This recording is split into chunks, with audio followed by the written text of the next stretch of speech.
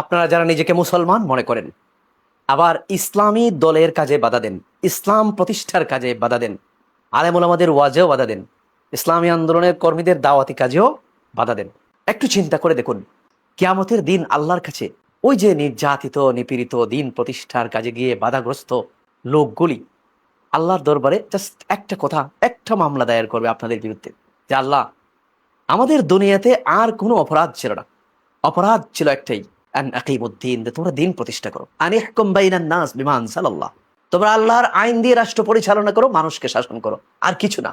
আমাদের আর কোনো দাবি ছিল না, আপনার পক্ষে আমরা এই দাবি উত্থাপন করেছিলাম। আমাদের দাবি ছিল না যে তোমরা আমাদেরকে নেতা বানাও, আমাদেরকে মন্ত্রী বানাও, মিনিস্টার বানাও। যারা দিনই আন্দোলন করে সে আল্লাহর সন্তুষ্টির জন্য করে, দিন প্রতিষ্ঠার জন্য যারা কাজ করে, আল্লাহর হুকুমত যারা প্রতিষ্ঠা করতে চায়, আল্লাহর আইন যারা প্রতিষ্ঠা করতে চায়, নিঃসন্দেহে সে জীবন বুলেটের সামনে দাঁড়িয়ে, বুলেটের সামনে দাঁড়িয়ে সে বলে আলা আলাহুল খালক ওয়াল আমর, সাবধান, সৃষ্টি যার, আইন চলবে তার। এই কথা কেন সে বলে? দুনিয়ার লোভে এটা বললে জীবন দিত না, কারণ দুনিয়ার জন্য যে কাজ করবে সে তো জীবন দিতে যাবে না। জীবন দিয়ে দিলে দুনিয়ার মন্ত্রী মিনিস্টার হইয়া লাভ কি? সে আদর্শের জন্য, দিনই কারণে এটা গেছে, আল্লাহর সন্তুষ্টির জন্য জীবন দিতে গেছে। তো আল্লাহর সন্তুষ্টির জন্য যে জীবন দেয় সে নেতৃত্ব কামনা করে না, লিডারশিপ কামনা করে না, দুনিয়ার লোক তার থাকে না। তার দাবি একটাই, যে দিন প্রতিষ্ঠিত হোক। দিন এখন আপনারা প্রতিষ্ঠিত করে ফেলেন।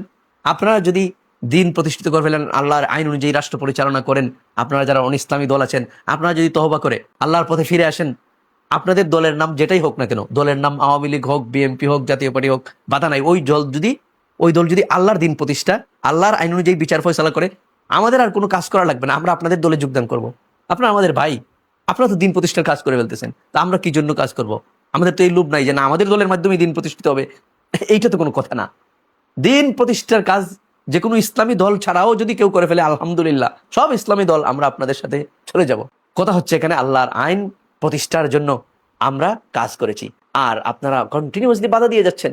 যখন আল্লাহর আদালতে এই দিনের দায়রা কমপ্লেইন করবে যে আল্লাহ, আমাদের আর কোনো অপরাধ ছিল না, আজকে আমরা আপনার কাছে বিচার চাই, তখন কি জবাবটা আপনি আল্লাহর কাছে দিবেন? আপনি সারা জীবন অনিসলামী দল করেছেন, আপনি এত অনেস্ট, 5 টাকাও দল থেকে নেন নাই। যেই দল আপনাকে সৃষ্টি করে নাই, যেই দল আপনাকে এক ড্রপ পানি, এক ফোঁটা পানিও দেয় না, অক্সিজেনও দেয় না, আল্লাহর অক্সিজেন, আল্লাহর আকাশ, আল্লাহর বাতাস, আল্লাহর জমিনে থেকে খেয়ে আপনি আল্লাহর দিন প্রতিষ্ঠার বিরোধিতা করেছেন। আর 5 টাকার সুযোগ সুবিধা ছাড়াও ওই দলের জন্য সারা জীবন গোলামি করে গেছেন। হেগেল, মার্কস, লেনিন, স্টালিন আপনাকে এক ফোঁটা পানিও খাওয়ায় নাই, অথচ তার জন্য আপনি কাজ করলেন। আর যে আল্লাহ আপনার জন্য সবকিছু সৃষ্টি করেছেন, এই আকাশ, মাটি, জমিন, যত কিছু আছে, আর দুনিয়া খুলিকাত লাকুম, পুরো দুনিয়া তোমাদের জন্য সৃষ্টি করা হয়েছে, আপনি একবারও চিন্তা করলেন না যে এই আল্লাহর জন্য আমি কি করলাম? আপনার সামনে বারবার আপনার কানে এই দাওয়াত পৌঁছেছে যে আমার নবী মুহাম্মদুর রাসূলুল্লাহ সাল্লাল্লাহু আলাইহি ওয়াসাল্লাম, যার শাফাআত ছাড়া আমি জান্নাতে যেতে পারবো না, যিনি আমার জন্য চিরন্তন আদর্শ, এটা আপনিও বলেন। কিন্তু সেই আদর্শ তিনি কি রাষ্ট্র পরিচালনা করেন নাই? তিনি কি রাষ্ট্রের ব্যাপারে, রাষ্ট্র প্রতিষ্ঠা ফরজ, আল্লাহর আইন অনুযায়ী বিচার ফয়সালা করা ফরজ, এটা মুখে বলেছেন এবং প্র্যাকটিস করে সেটা দেখিয়ে গেছেন। সাহাবীরা সেটা অনুসরণ করেছেন এবং তাদেরকে অনুসরণ করতেও তিনি আমাদেরকে নির্দেশনা দিয়ে গেছেন। এত ক্লিয়ার বাস্তব ইসলামী রাষ্ট্রের উদাহরণ এবং প্র্যাকটিস থাকার পরেও আপনি মুহাম্মদ রাসূলুল্লাহ সাল্লাল্লাহু আলাইহি ওয়াসাল্লামের আদর্শ অনুসরণ না করে আপনি Lenin, Stalin, Karl Marx, Hegel, আপনি এর সৈনিক হয়েছেন, ওর সৈনিক হয়েছেন, আল্লাহর সৈনিক আপনি হন নাই। আফসোস আপনার জন্য। এখনো সময় আছে ভাই, দ্বীনের দিকে প্রত্যাবর্তন করুন। আর দ্বীনি আন্দোলনে মুখের মাধ্যমে, লেখালেখির মাধ্যমে, দলীয়ভাবে, প্রশাসনিকভাবে কোনোভাবে আল্লাহর হস্তে বাধা দিবেন না। বাধা দিলে কিয়ামতের দিন আল্লাহর আদালতে আপনি আটকে যাবেন। এই লোকগুলো যারা দিনের দায়ী, আল্লাহর সৈনিক, হিজবুল্লাহ, তারা কিন্তু কি করবে? আপনার বিরুদ্ধে 100% অভিযোগ দায়ের করবে। এক পক্ষে থাকবে তারা এবং আল্লাহ, আরেক পক্ষে আসামির কাঠগড়ায় থাকবেন আপনি। এবার বিচার শুরু, জবাব দেন। জবাব দেওয়ার কোনো পথ নাই। বাধা দিচ্ছেন আল্লাহর দ্বীনের কাজে, আল্লাহ আপনার পক্ষে থাকবেন।